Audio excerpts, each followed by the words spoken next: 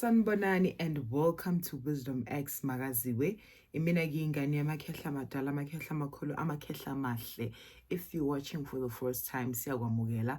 We are all about sharing wisdom, healing, and sharing light for the world to become better.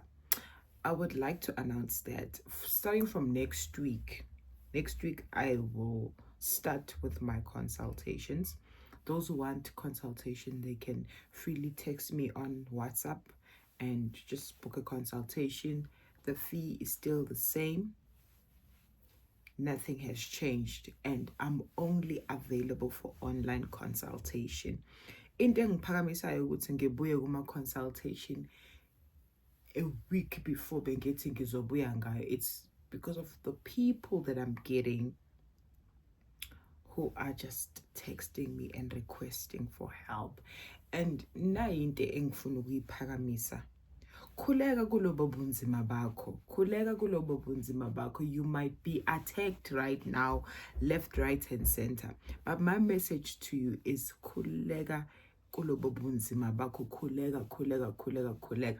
Because of yila inkosi ukuthi ifuna ukuthi ujule khona, ukhuleke uqinisele, ukhuleke uvule inhliziyo yakho.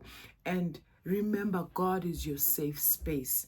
Banga ungagadla, ungashaywa, kungaba mnyama, izinto zingangayenzeka ngendlela wena ufuna ukuthi zenzakale ngayo ngoba ukulindisile la olinde khona. Kodwa ngiyacela ukuthi jula la umi khona. If it means you chop onions, if it means ukuthi khala. Abantu abahamba nezalukwazi. Abantu abahamba nezalukwazi ingilosi zabo, ithunya zabo zihlezi ziphakama ngokukhala. Indlela yazo yokuzi express. Mohamba namakhehla. Amakhehla would like to portray this strong character. It takes a certain angazi moment, situation, a point where ungatholi khehla likhihliliza. And then yazi abantu besilisa so there's always this notion, this idea, this concept yokuthi indoda ayikhali. Even nasemkhathini kukanjalo kukancane ukuthi ubona amakhehla akhala. Lamakhehla engihamba kukancane. Instead, they give you this tough love. They say, "Yay, qina, stand up." Even noma ngidlula ebunzimeni bam in my own struggles, when they stand up, they don't stand up ngokuncenga, but they stand up ngokuthi ima ngalezo inyawo ezimbili. You can do it.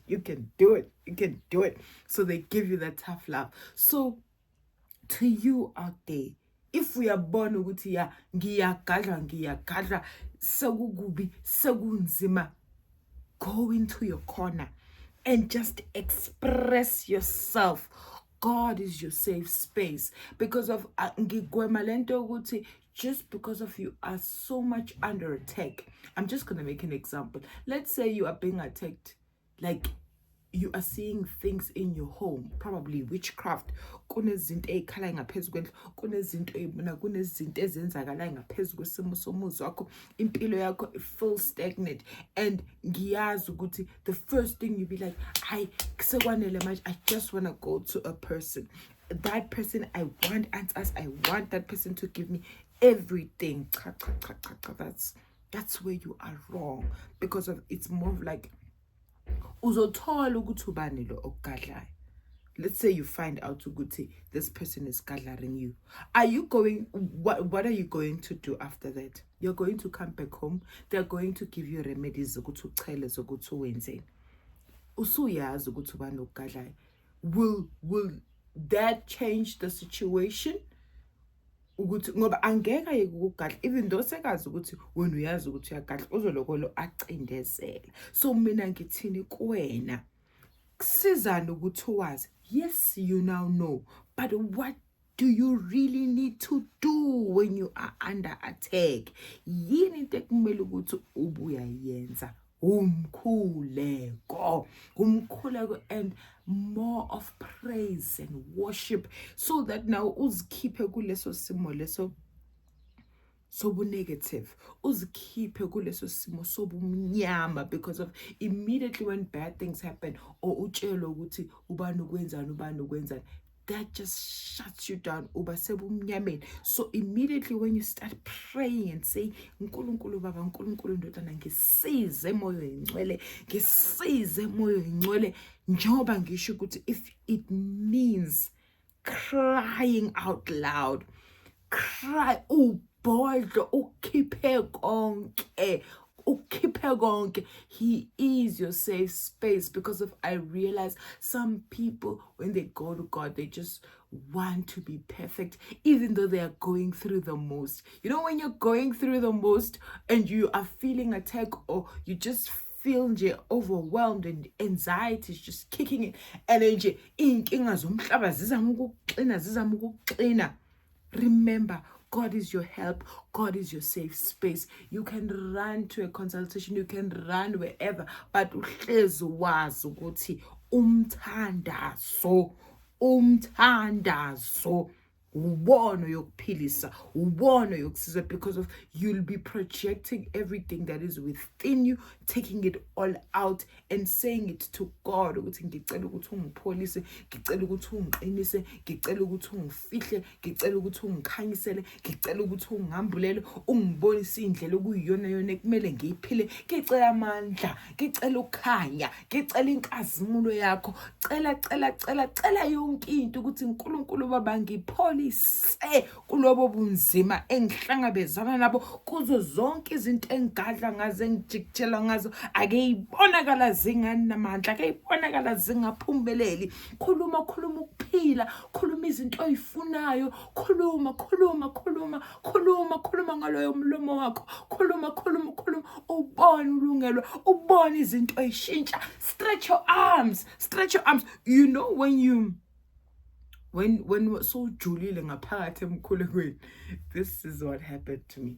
Masujulile ngaphakathi, when you are deep in the spirit now, you will see yourself taking those hands up. You will see yourself doing signs, doing everything. You be just commanding the spirit moyo ingcwele uNkulunkulu ukuthi yehlela kumina, and maso ukhuluma imbilini yakho, ukhuluma inhliziyo yakho ukuthi Nkosi ungangiyekeleli, trust you me. Do that every day. Trust you me, by the end of the week you angeke usakhala, uzobe usuqinile, and uqina kwakho uyangena ku-praise and worship, uyangena nje emculweni ozokuvuselela,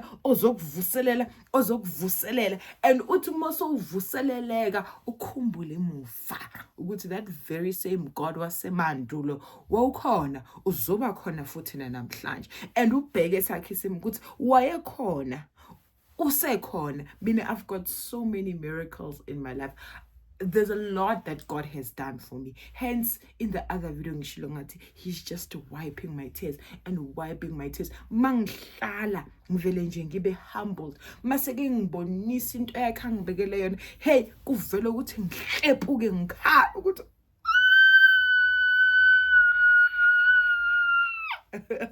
kuphakamisa lokwazi ngaphakathi kumina ke manje uvuka sona, sivuka ngamandla, and I allow isalukwazi sami ukuthi sivele simemeze, sikhale, sikhulume, sisho konke, because of uma ngiphakamisa amakhehla, ngiyazi ukuthi amakhehla akusibona abantu abahlengezela inyembezi, akusibona abantu abathi nje beqhamuka ngempi, baqhamuka ngokulwa, baqhamuka ngokuvika, baqhamuka nje uyazini, baqhamuka nje as security. But izalukazi mazizoqhamuka ziyanxusa, izalukazi ziyancenga, ziyacela, ziyanxusa kumveli inqaki, ziyagijima, ziyalungisa, ziyashanyela, ziyaphephetha, zisusa konke, inokuthi zilwe, kodwa they come with so much calmness, and nje ziza ngokuphilisa, ziza ngokulungisa. Hallelujah. So now La ukhona, ngiyacela. God is your safe space.